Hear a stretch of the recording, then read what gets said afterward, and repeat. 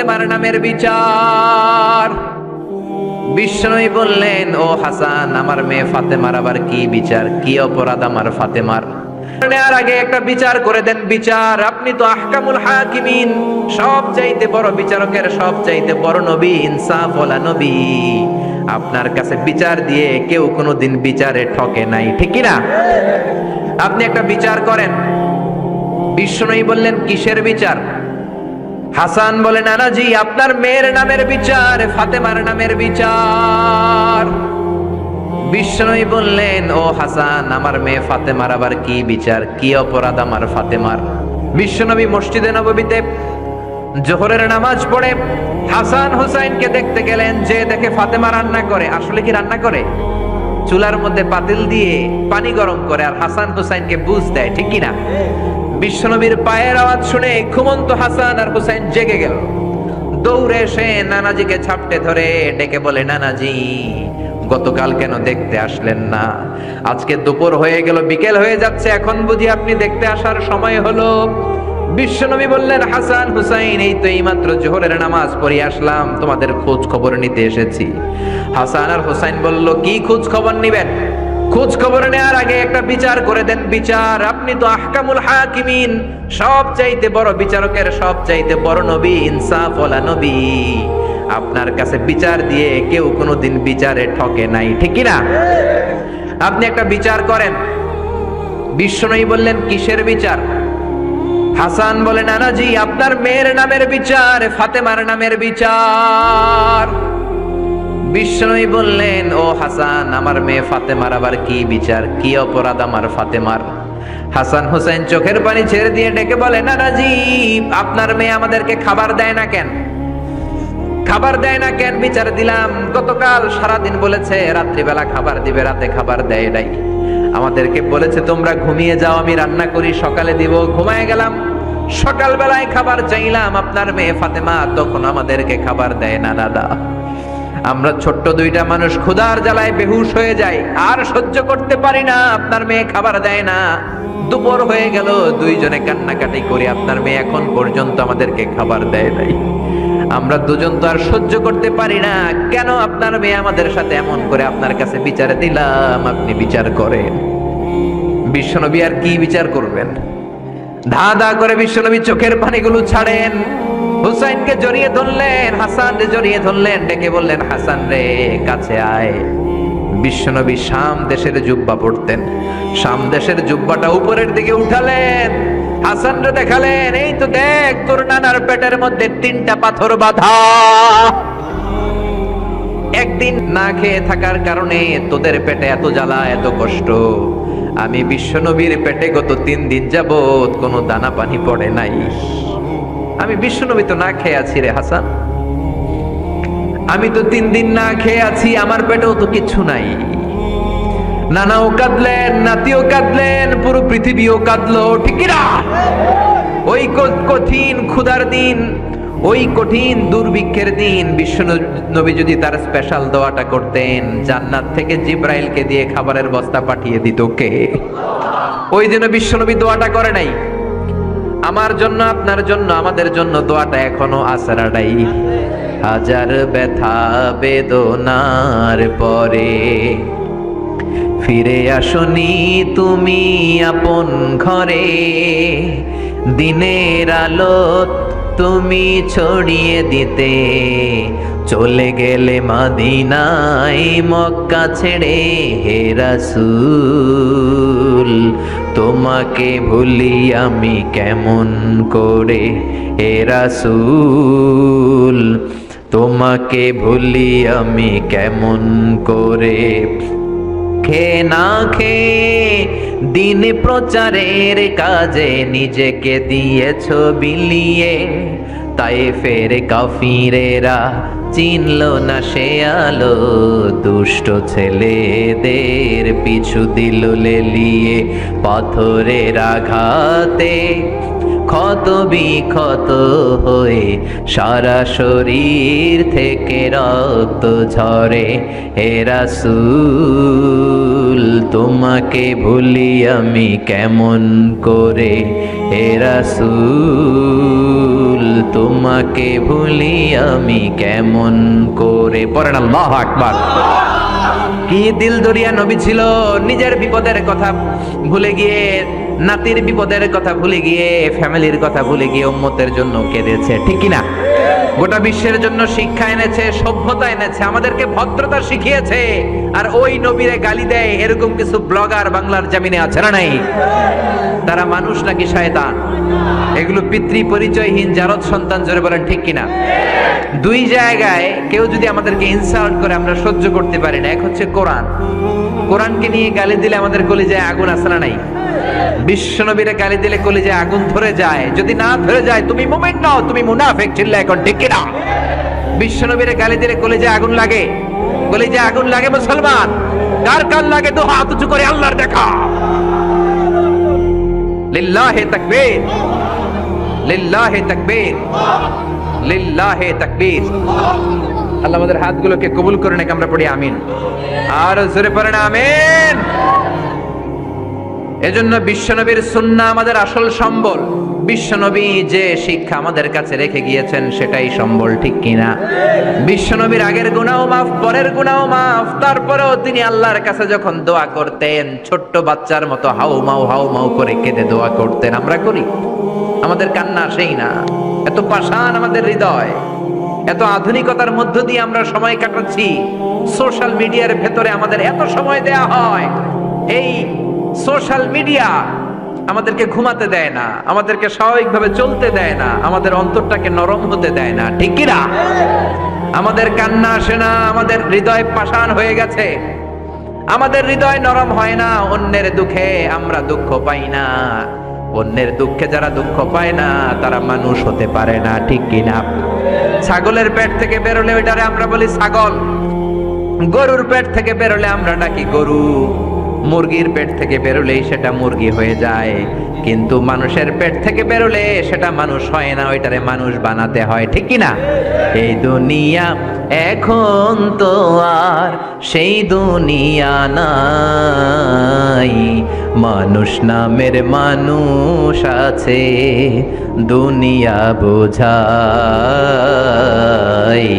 সেই মানুষের ভিড়ে আমার আসল মানুষ নাই, ঠিক কি না?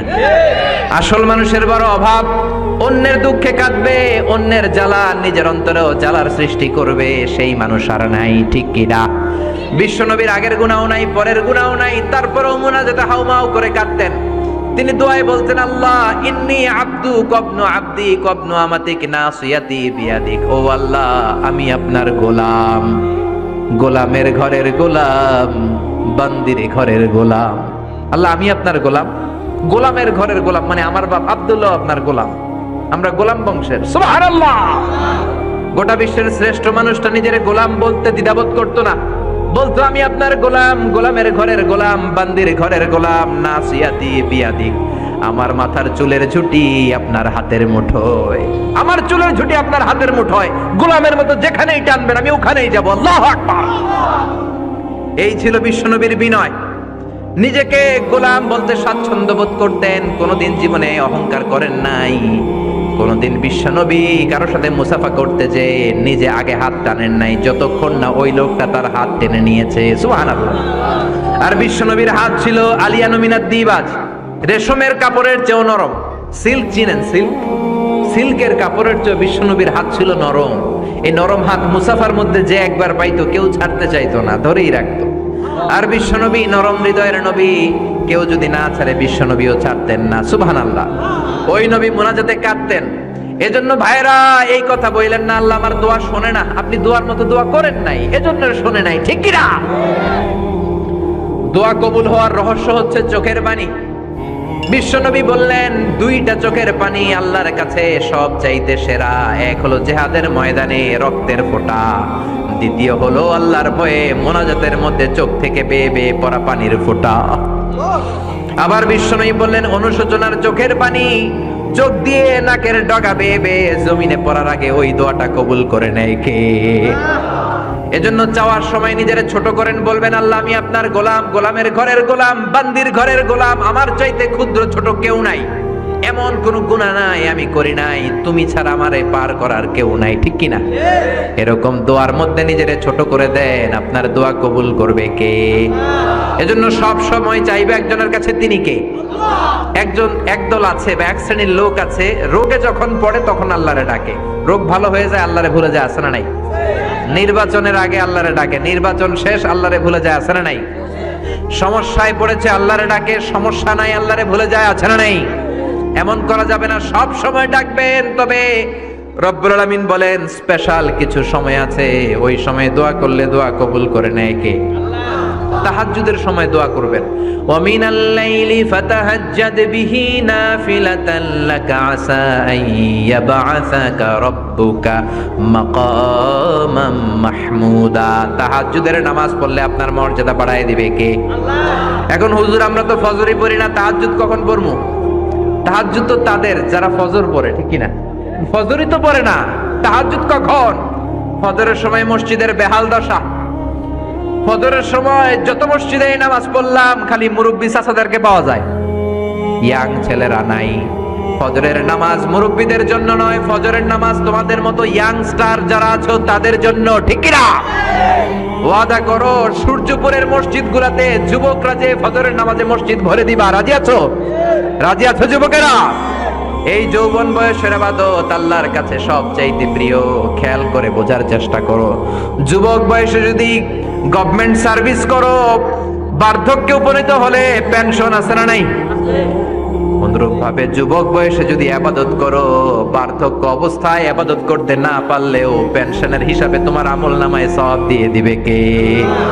এজন্য যুবক বয়সের ইবাদত আল্লাহর কাছে প্রিয়।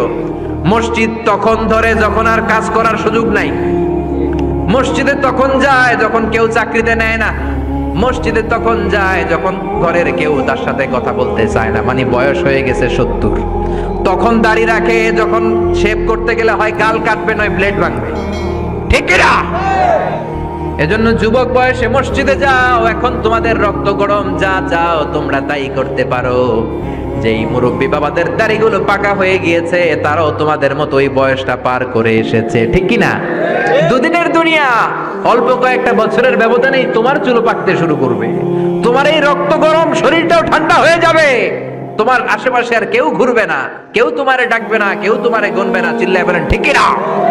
এজন্য কিয়ামতের দিন বিশ্বনবী বলেন বনি আদম 5টা প্রশ্নের উত্তর না দিয়ে কেউ পা নাড়াতে পারবে না। এর মধ্যে একটা প্রশ্ন হলো যৌবন বয়সটা তুমি কেমন কাজে লাগিয়েছো? যৌবন বয়সে কি ইসলামের পক্ষে স্লোগান দিয়েছো নাকি আমার বামপন্থীদের দলে গিয়েছো, ঠিক কি না? যৌবন বয়সে কি তাফসীর মাহফিলে গিয়েছো নাকি মমতাজের গানের কনসার্টে গিয়েছো? যৌবন অবস্থায় তুমি কি কোরআনের অর্থ পড়েছো, ইসলামী সাহিত্য পড়েছো নাকি চটি বই পড়েছো, ঠিক কি না? পাই টু পাই কিয়ামতের দিন জিজ্ঞেস করবে কে? চিল্লায় বলেন কে? এজন্য তাহাজ্জুদের অভ্যাস করেন। যারা তাহাজ্জুদ পড়ে তাদের চেহারায় একটা আলাদা গ্লেস আছে, লোকটা কালো হলেও যদি কালো রঙের লোক হয় একটা গ্লেস আছে। আমার অনেক কালো বন্ধু আছে, আমি মিশরে পড়েছি, students of more than 100 nationalities, we used to study, stay and dwell in the same place. 100টারও বেশি দেশের ছাত্র থাকতাম। আমার অনেক আফ্রিকান বন্ধু ছিল, কুচকুচে কালো, তেলতেলে, কিন্তু কালো হলেও চেহারা একটা সৌন্দর্য আছে না নাই? এজন্য কালো মানুষও যদি তাহাজ্জুদ পড়ে চেহারায় নূর বাড়িয়ে দিবে কে? 2 নম্বরে হলো আযান আর ইকামতের মাঝখানে যদি দোয়া করে ওই দোয়া কবুল করে কে? এটা অনেকে জানে না। আযান দিয়েছে, মসজিদে গিয়েছে, সুন্নত নামাজ পড়ে বসে আছে, কখন ইকামত হবে, আরো 5 মিনিট বাকি, মাথা চুলকায়, আছে না নাই? মোবাইল টেপাটেপি করে, ফেসবুকিং করে, ঘড়ির দিকে তাকায় আছে, ঘড়ির কাঁটাও ঘুরে, ওর মাথাও ঘুরে, আছে না নাই? তো বসে থাকবা কেন তুমি? 5 মিনিট সময় আছে, চাইতে হবে কার কাছে? বাজারে যাওয়ার সময় যেমনি আপনি লিস্ট করে নিয়ে যান, এটা লাগবে ওটা লাগবে, মসজিদে যাওয়ার সময় মোবাইলের টুকি নিয়ে যান, কাগজের টুকি নিয়ে যান। আল্লাহ আমার সুন্দরী বউ লাগবে, বউ দাও, দিবে কে? এই বেটা দিবে কে? নেককার বিবি লাগবে, দিবে কে? গোল্ডেন এ প্লাস পেতে চাই, দিবে কে? উমরা করতে চাই, পাসপোর্টে ভিসা লাগে না, ভিসা করে দিবে কে? দুরারোগ্য ব্যাধি, অনেক ওষুধ খেলাম, অনেক দেশে গেলাম, কোন ডাক্তার ভালো করতে পারে না, কিন্তু ডাক্তারেরও বড় ডাক্তার আছে না নাই? কেউ যেটা পারে না পারে কে? আযান ইকামতের মাঝখানে দোয়া আল্লাহ ফেরায় না। হাদিসে এসেছে দুআ লা ইরাদ্দু বাইনাল আযানি ওয়াল ইকামা, আযান এবং ইকামতের মাঝখানের সময়টাতে দোয়া করবেন। তারপরে বিশ্বনবী বললেন দুবুরা সালাওয়াতিল মাকতুবা, ফরজ নামাজের পরে দোয়া করলে কবুল করে কে? আল্লাহ। আমাদের দেশে আসসালামু আলাইকুম রাহমাতুল্লাহ, আসসালামু আলাইকুম, আমিন ইয়া আরহামার রাহিমিন আছে না নাই? এই দোয়া বিশ্বনবী এইভাবে দোয়া করতেন না। বিশ্বনবী সালাম ফেরানোর পরে পড়তেন আল্লাহু আকবার। কি পড়তেন? নামাজ শুরু আল্লাহু আকবার দিয়ে, শেষও আল্লাহু আকবার দিয়ে। তারপরে সাহাবীদের দিকে ফিরে বসতেন। আমাদের দেশে শুধু ফজরের নামাজ আর আসরের নামাজ এই দুই ওয়াক্তে ইমাম সাহেব ফিরে বসে, ঠিক কিনা? তো সুন্নাহ হচ্ছে 5 ওয়াক্ত নামাজেই ইমাম সাহেব মুসল্লিদের দিকে ফিরে বসবে। এরপরে বিশ্বনবী পড়তেন 3 বার আস্তাগফিরুল্লাহ আস্তাগফিরুল্লাহ আস্তাগফিরুল্লাহ। তারপরে বিশ্বনবী পড়তেন আল্লাহুম্মা আনতাস সালাম ওয়া মিনকাস সালাম, এই দোয়াটা। এরপরে পড়তেন রাদিতু বিল্লাহি রাব্বা, এই দোয়া। এরপরে পড়তেন আল্লাহুম্মা লা মানিআ লিমা আ'তাইতা লা মু'তিয়া লিমা মানা'তা ওয়া লা ইয়ানফা'ু যাল জাদ্দি মিনকাল জাদ। তারপরে আয়াতুল কুরসি পড়তেন। তারপরে বিশ্বনবী 33 বার সুবহানাল্লাহ, 33 বার আলহামদুলিল্লাহ, 33 বার আল্লাহু আকবার। আছে না নাই? এই তাসবিহগুলো আগে আপনি পড়বেন ঠান্ডা মাথায়। এরপরে যদি দোয়া করতে মনে চায়, সম্মিলিত মনে চায় করেন, একা একা মনে চায় করেন, বা হাত তোলা ছাড়া এমনি মুখে করেন, সমস্যা নাই। কিন্তু আগে তাসবিহগুলো পড়তে হবে। চিল্লায় বলেন ঠিক কি না? এই তাসবিহর সুন্নাত নাই। মানুষগুলো এত অস্থির, সালামের পরে কখন বেরোবে, কখন বেরোবে, মনে হয় পাবলিক টয়লেটে ঢুকছে, ঠিক কি না? পাবলিক টয়লেট হচ্ছে এমন জায়গা যে পাবলিক টয়লেটের ভিতরে আছে ও বের হওয়ার জন্য ছটফট করে, আর যে বাইরে সিরিয়াল ধরে আছে ও ঢোকার জন্য ছটফট করে, ঠিক কি না? মনে হয় পাবলিক টয়লেটে এসেছে, মসজিদে ঢুকেছো আল্লাহুম্মা বলে তুমি ঢুকে গেলা আল্লাহর নাম নিয়ে। যখন মসজিদে ঢুকে গেলা তোমার মাথার উপরে রহমত ঢালছে কে? মসজিদ হচ্ছে রহমতের জায়গা। সালাম ফেরানোর পরে তাসবিহ পড়েন, তারপরে আপনি দোয়া করেন। এজন্য সালাম ফেরানোর পরে দোয়া কবুল করে কে? আল্লাহ। এরপরে বিশ্বনবী বললেন ইনদা নুজুলিল মাতার, আকাশ থেকে যখন বৃষ্টি নামে, ওই বৃষ্টি নামার সময় যদি দোয়া করেন, দোয়া কবুল করে কে? আল্লাহ। আর দোয়া লা ইরাদ্দু তাহতাল মাতার, তুফান ওই বৃষ্টি না, ভ্যাপসা একটা গরম, এই গরমটাকে দূরে সরিয়ে দেওয়ার জন্য একটা ঝিরিঝিরি ঝিরিঝিরি বৃষ্টি পড়ে। ওই বৃষ্টির নিচে দাঁড়িয়ে বৃষ্টির পানি নিয়ে দোয়া করলে কবুল করে কে? আল্লাহ। জানেই না মানুষ, ঠিক কি না? বরং বৃষ্টি আসলে গান গাওয়া শুরু করে দেয়। এই বৃষ্টি ভেজা রাতে তুমি চলে যেও না, আছে না নাই? তো চলে যাবো না, কি করবো? থেকে যাবো তোমার সাথে? এগুলো করা যাবে না। বৃষ্টি রহমতের বৃষ্টি, তুমি বৃষ্টি হাতে নিয়ে দোয়া করো। সুন্দরী বউ লাগবে, দিতে পারে একজন, তিনি কে? আল্লাহ। এজন্য চাইতে হবে একজনের কাছে, তিনি কে? কদরের রাতে দোয়া করলে আল্লাহ কবুল করে, খতমে কোরআনের পরে দোয়া করলে আল্লাহ কবুল করে, হজের মানাসিকুল হজের মধ্যে যে দোয়া করলে কবুল করে, মুসাফির দোয়া করলে কবুল করে, রোজাদার ব্যক্তি দোয়া করলে আল্লাহ কবুল করে, মাজলুম ব্যক্তি দোয়া করলেও আল্লাহ কবুল করে।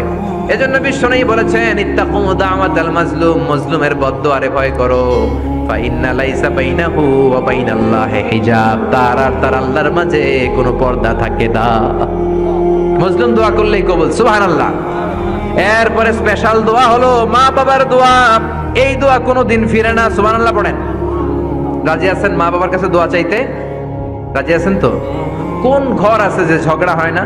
এরকম কোন ঘর পৃথিবীতে নাই। ঝগড়া হবে, মা বাবার সাথে মিস আন্ডারস্ট্যান্ডিং হবে, হয়ে যেতে পারে 2-4 কথা, কিন্তু ক্ষমা চাইতে হবে, ঠিক কিনা? মা বাবার শুধু দোয়াটাই কবুল নয়, মা বাবার দোয়াও কবুল, বদদোয়াও কবুল। কি আজীব তামাশা! এমন যদি হয়তো দোয়াটা কবুল হয় কিন্তু বদদোয়াটা কবুল হয় না, তাহলে তো বাইসা যেতাম, ঠিক কিনা? কিন্তু দোয়াও কবুল, বদদোয়া। আমাদের সবচাইতে বড় পীর হবে আমার বাবা, সবচাইতে বড় পীর হলো আমার মা। সবচাইতে বেশি আমরা যার কাছে দোয়া চাইতে যাব তিনি হলেন আমার বাবা, তিনি আমার মা। চিল্লায় বলেন ঠিক কিনা? খবরদার মা বাবার সাথে যদি বেয়াদবি হয়, সূর্যপুরের ছেলেরা মেয়েরা যার কানে আমার মাইকের আওয়াজ যায়, খবরদার, তোমার জীবন বরবাদ হয়ে যাবে, কপাল পোড়া হয়ে যাবা তুমি। তোমার কপালের সেজদা দিয়ে তুমি কালো দাগ ফেলতে পারবা, 10টা হজ করে হাজী সাহেব টাইটেল নিতে পারবা, কিন্তু তোমার জন্য জাহান্নাম নির্ধারিত হয়ে থাকবে, ঠিক কিনা? এজন্য খবরদার মা বাবার সাথে যদি কোনো কারণে মনোমালিন্য হয়, অনেক ফ্যামিলিতে হয়, শাশুড়ি বউয়ের মধ্যে ঝগড়া মিলে না, এরকম ফ্যামিলি আছে না নাই? হতেই পারে, শাশুড়ি এক আমলের, বউ আর এক আমলের, ঠিক কিনা? বসেন, একসাথে বসেন। আমাদের ফ্যামিলি মিটিং হয় না, আমাদের বসা হয় না, মা বাবার হয়তো বসতে চায় না, বসেন, সুন্দরভাবে বিনয়ের সাথে বলেন, কেঁদে কেঁদে মা বাবার কাছে বলেন, ঠিকই আপনার মা আপনারে মাফ করে দিবে, ঠিক কিনা? মায়ের পা ধরে যদি কেউ মাফ চাওয়ার মতো মাফ চায়, এমন কোনো মা নাই যে মাফ না করে বসে থাকতে পারে, ঠিক কিনা? এজন্য খবরদার, মা বাবা যাদের বেঁচে আছে তাদের কাছে দোয়া চান, তাদের দোয়াই আপনার বড় সম্বল, ঠিক কিনা? চাইবেন তো? কারো যদি বেয়াদবি হয়ে থাকে পা ধরে ক্ষমা চাইতে রাজি আছেন? রাজি আছেন সবাই? আল্লাহ পাক আমাদের সবাইকে কথাগুলো বুঝার ও আমল করার তৌফিক দান করুক, আমরা পড়ি আমিন। এজন্য বিপদে আপদে সব সময় আমাদের ভরসা এবং আস্থার জায়গা একটা, তিনি কে? এই দরবারটা 24 আওয়ার্স খোলা। দুনিয়াতে অনেক দরবার বন্ধ হয়ে যায়, সুপার শপ বন্ধ হয়ে যায়, অফিস আদালত বন্ধ হয়ে যায়, কিন্তু আল্লাহর দরবার 24 ঘন্টা খোলা আছে না নাই? আপনি যখনই মনে চায়, কি সুন্দর 2 রাকাত নামাজ পড়ে কপাল ঘষে ঘষে সেজদা দিয়ে আল্লাহ বলে একটা ডাক দেন, সাথে সাথে আপনার ডাকে আল্লাহ সাড়া দিয়ে দিবে। এজন্য আল্লাহর কাছে চাইতে রাজি আছেন তো? সব সময় আমরা একজনের কাছে চাইবো, চিৎকার করে বলেন, তিনি কে? আল্লাহ আমাদের সবাইকে কথাগুলো বোঝার ও আমল করার